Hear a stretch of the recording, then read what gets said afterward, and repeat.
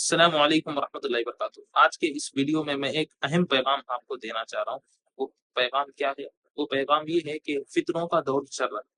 اس دور میں ہمیں کیا کرنا چاہیے؟ اس دور میں ایک مسلمان کو کس راستے کے اوپر چلنا چاہیے اور اپنے اعمال کی کیسی فکر کرنا چاہیے اور کن کن چیزوں کو اپنی زندگی کا لازمی حصہ بنا لینا چاہیے۔ چلیے چلتے ہیں ویڈیو کی شروعات سے پہلے اس فتنے کے دور میں ایمان والے کو جو سب سے اہم کام کرنا چاہیے وہ ہے دعا۔ کون سی دعا؟ تعوذوا باللہ من الفتن ما ظہر منها وما بطن۔ کہ آپ صلی اللہ علیہ وسلم نے خود حکم کہ تم پناہ مانگو۔ کس کی پناہ مانگو؟ فتنوں کی پناہ مانگو۔ فتنوں سے پناہ مانگو۔ کیا چیز کی؟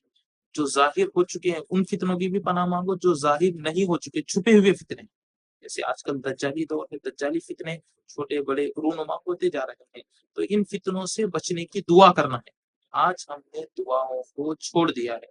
اگر ہم دعا کریں گے انشاءاللہ فتنوں سے ضرور ہماری حفاظت ہوگی، کیونکہ فتنوں سے بچانے والے کون ہیں؟ اللہ تبارک و تعالیٰ ہے۔ اس لیے سب سے پہلے دعاؤں کا اہتمام کرے۔ اور کس دعا کا اہتمام کرے؟ اللہ مجھے تمام فتنوں سے بچا لیجئے، ظاہری فتنوں سے بھی بچا لیجئے، باطنی فتنوں سے بھی بچا لیجئے۔ یہ دعا نمبر 2 پر۔ اس فتنے کے دور میں قرآن و حدیث کو تھامے رکھنا۔ کیا طریقہ ہے اس کا؟ سب سے پہلے قرآن مجید کی تلاوت کا اہتمام کرنا۔ اگر ہم نے قرآن مجید کی تلاوت کا اہتمام نہیں کیا تو پھر یہ فتنے ہمارے اندر داخل ہو جائیں گے، گھروں کے اندر داخل ہو جائیں گے، دلوں کے اندر داخل ہو جائیں گے، ہمارے ایمان کو ختم کرنے کی۔ آپ نے دیکھا ہوگا ایک دروازہ ہوتا ہے، دروازے کے اندر پر پر پر آواز آتی ہے۔ وہ آواز کیوں آتی ہے؟ اندر سے کیڑا اس دروازے کو کھا رہا ہے، اندر کے کھا کے اس کو کھوکھلا کر رہا ہے۔ اسی طرح یہ فتنے ہمارے ایمان کو اندر سے کھا کر کھوکھلا کر دیں گے، پھر ایمان کی جو حلاوت ہونی چاہیے، ایمان کی جو چاشنی ہونی چاہیے وہ ختم ہو جاتی ہے۔ جیسے ایک مولانا سے میری ملاقات ہوئی تو انہوں نے ایک عجیب تجزیہ پیش کیا۔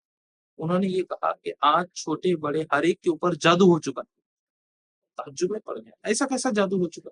وہ کہنے لگے ہاں واقعتاً جادو ہو چکا ہے۔ آج ہم سب کے اوپر، خاص طور سے مسلمانوں کے اوپر، اللہ والوں کے اوپر، علماء کے اوپر، بڑے بڑے مفتیوں کے اوپر جادو ہو چکا ہے۔ حیران رہ گیا۔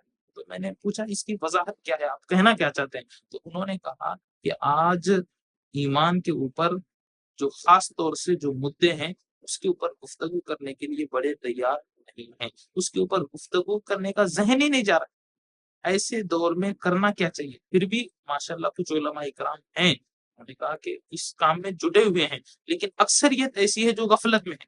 اکثریت کا کام کیا ہے؟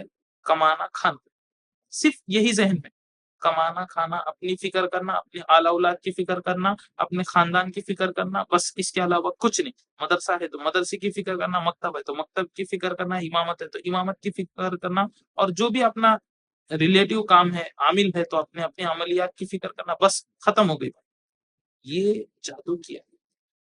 اس لیے ایسے موقع پر ہمیں بہت زیادہ محتاط رہنے کی ضرورت ہے۔ محتاط رہنے کس طرح ہے؟ ہم قرآن کو سب سے پہلے اپنی زندگی سے جڑا دیں، قرآن کو پڑھنا ہم شروع کر دیں، روزانہ ایک پارے کی تلاوت ضرور کریں۔ اگر حافظ ہے تو 3 پارے کی تلاوت کریں۔ الحمدللہ اس کے اوپر میں بھی عمل کر رہا ہوں، حافظ بھی ہوں الحمدللہ۔